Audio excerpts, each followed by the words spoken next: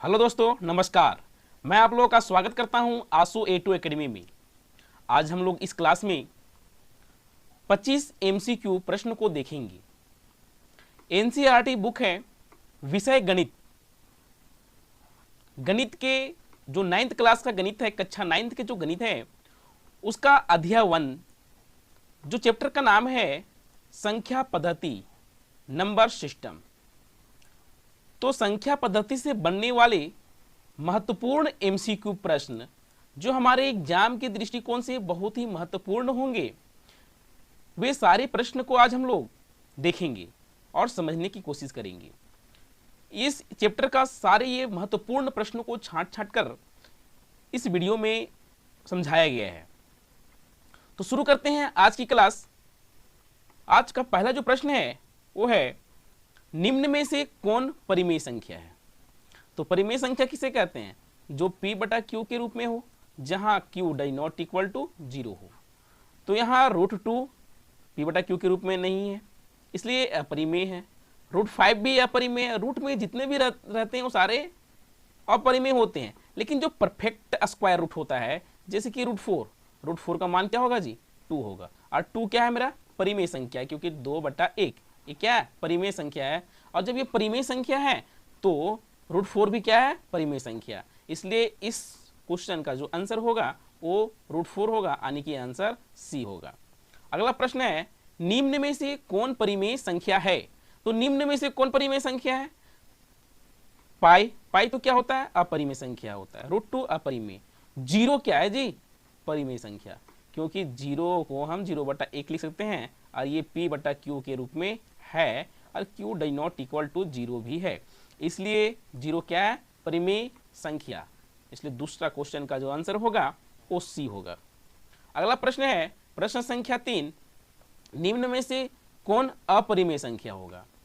तो अपरिमेय संख्या किसे कहते हैं? जो P बटा Q के रूप में नहीं लिखा जा सकता है। और मैं इस जस्ट पहले बताया कि जो रूट में होते हैं, जो परफेक्ट स्क्वायर छोड़कर सारे क्या होते हैं? अपरिमेय संख्या होते हैं। तो इसमें ऑप्शन डी √7 क्या होगा? अपरिमेय संख्या होगा। अगला प्रश्न देखते हैं, प्रश्न संख्या 4, निम्न में से कौन अपरिमेय संख्या है? तो -17 भी परिमेय, ये भी परिमेय, √4 तो परिमेय बताया मैंने पहले क्वेश्चन में, और पाई जो है वो अपरिमेय संख्या है। तो चौथा का जो प्रश्न का जो आंसर होगा ऑप्शन सी पाई होगा। अगला प्रश्न है, पाई क्या है? पाई क्या है? तो जस्ट इससे पहले वाला प्रश्न में हम लोग पाई को बताएं, पाई एक अपरिमेय संख्या है। तो पांचवा क्वेश्चन का आंसर ए होगा, अपरिमेय संख्या। 0 क्या है? 0 क्या है जी? 0 परिमेय संख्या है। 0 परिमेय संख्या है। 0 परिमेय संख्या है, और साथ साथ में 0 पूर्ण संख्या भी है। तो यहाँ ऑप्शन डी भी सही होगा। ऑप्शन बी और ऑप्शन डी दोनों सही है। यहाँ मिस्टेक हुआ है ऑप्शन देने में। आप अगर बी भी बात बोलते हैं सही है और डी भी बोलते हैं तो भी सही है। पूर्ण संख्या भी 0 है और परिमेय संख्या भी है। अगला प्रश्न देखते हैं, प्रश्न संख्या 7, प्रत्येक परिमेय संख्या है। जो प्रत्येक परिमेय संख्याएं होती हैं वो क्या है?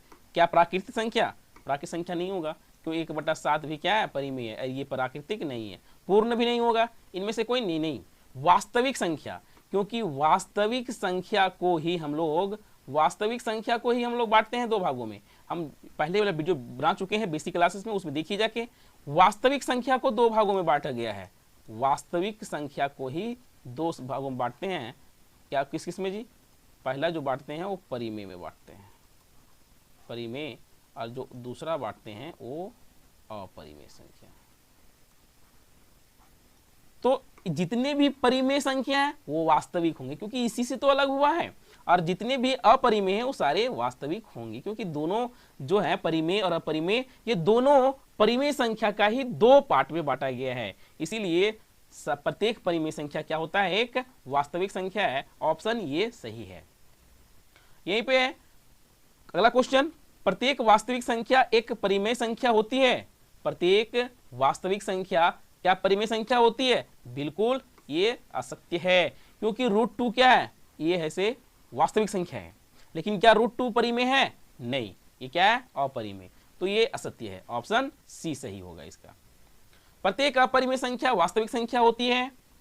तो प्रत्येक अपरिमेय संख्या वास्तविक होती है, क्यों? क्योंकि मैंने अभी बताया कि वास्तविक का ही प्रकार होता है परिमेय और अपरिमेय, तो सारे अपरिमेय वास्तविक भी होते हैं, तो सारे प्रत्येक अपरिमेय संख्या क्या होगा? वास्तविक संख्या होगा। ये क्या है? सत्य है। ऑप्शन ये सही है। अगला प्रश्न, प्रत्येक परिमेय संख्या एक पूर्ण संख्या होती है। जो सारे परिमेय संख्या हैं, जैसे कि 8, ये क्या है? 8 एक परिमेय संख्या है, पूर्ण संख्या है। लेकिन 8/9 ये परिमेय संख्या है, क्या ये पूर्ण संख्या है? नहीं, ये पूर्ण संख्या नहीं है। ये क्या है? असत्य है। ऑप्शन सी होगा। अगला प्रश्न 11, प्रत्येक पूर्णांक एक परिमेय संख्या होता है। सत्य है, बिल्कुल सत्य है। ऑप्शन ये है। क्यों?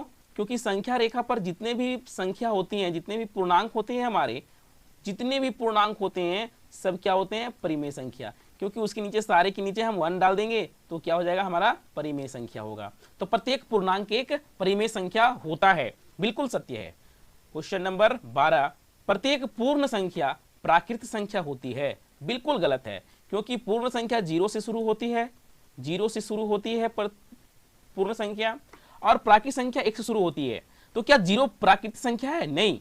तो प्रत्येक पूर्ण संख्या प्राकृत संख्या होती है, जो कि ये क्या है? असत्य है। ऑप्शन सी, गलत बात, असत्य है ये, क्योंकि 0 प्राकृत संख्या नहीं, पूर्ण संख्या है, और प्रत्येक पूर्ण संख्या प्राकृत संख्या नहीं होती, असत्य है। किसका दशमलव प्रसार शांत है? दशमलव प्रसार शांत मतलब क्या समझते हैं? कि दशमलव के बाद जो भी संख्या हुए वो शांत हो जाए, आगे ना बढ़े, बिल्कुल कट जाए, वो क्या कहलाता है? शांत दशमलव प्रसार कहलाता है। तो इसमें 36/100 यानी कि 0.36 यानी 3/6 होगा। तो ये शांत हो गया दशमलव के बाद ये शांत हो गया, इसीलिए क्या कहेंगे? शांत दशमलव प्रसार कहेंगे। तो इसका ऑप्शन क्या हो जाएगा? 36/100, ऑप्शन ए। अगला प्रश्न है कि 0.3 के पावर रेकरिंग, 0.3 के पावर रेकरिंग, इसको क्या करें? किसके बराबर है ये? यानी कि इसको भिन्न बदलना है जी।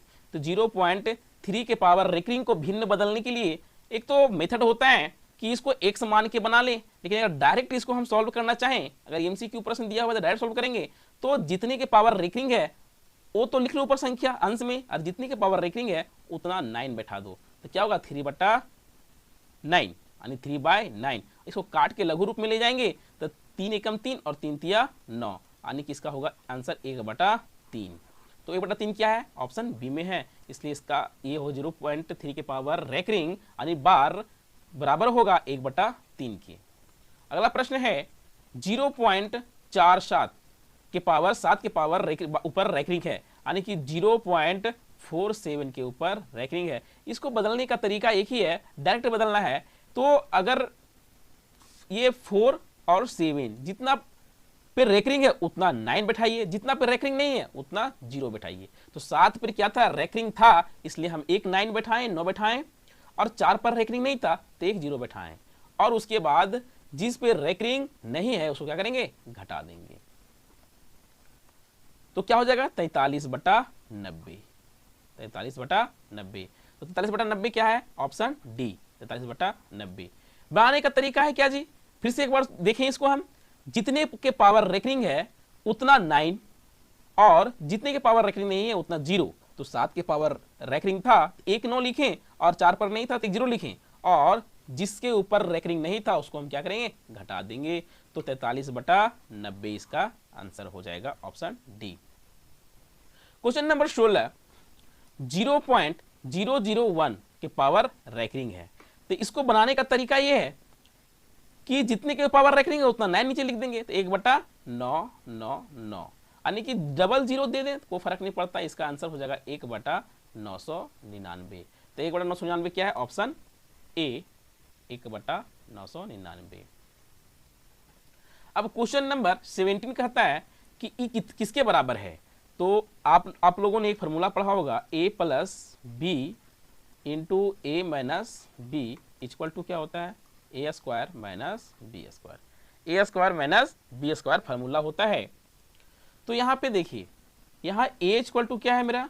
5, और b इक्वल टू √5 है, क्योंकि a + b और a - b है। तो इसको हम फार्मूला पर बैठाएंगे तो हो जाएगा 5 का स्क्वायर माइनस √5 का स्क्वायर। इसको हम सॉल्व करेंगे तो हो जाएगा 25 माइनस, अगर रूट हटेगा और स्क्वायर हटेगा तो बचेगा क्या 5, यानी कि इसका जो आंसर आएगा 20 आएगा, 20 आएगा। तो 20 किसने कहा है जी, ऑप्शन सी में। तो 17 का आंसर हो जाएगा सी 20।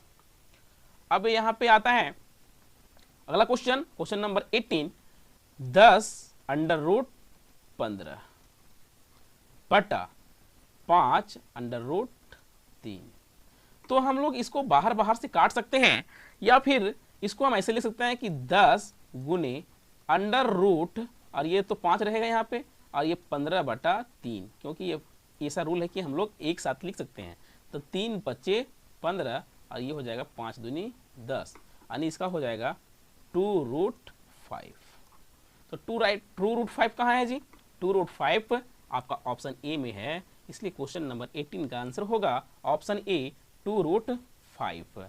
अब क्वेश्चन नंबर 19 क्या बोलता है, इसको इस किसके बराबर है, तब 5 रूट 3 माइनस 2 रूट 3, यानी यहाँ 5 गो रूट 3 है, यहाँ 2 रूट 3 घट रहा है, तो बचा कितना 3 गो रूट 3 बचा, यानी 3 रूट 3 आंसर हो जाएगा इसका।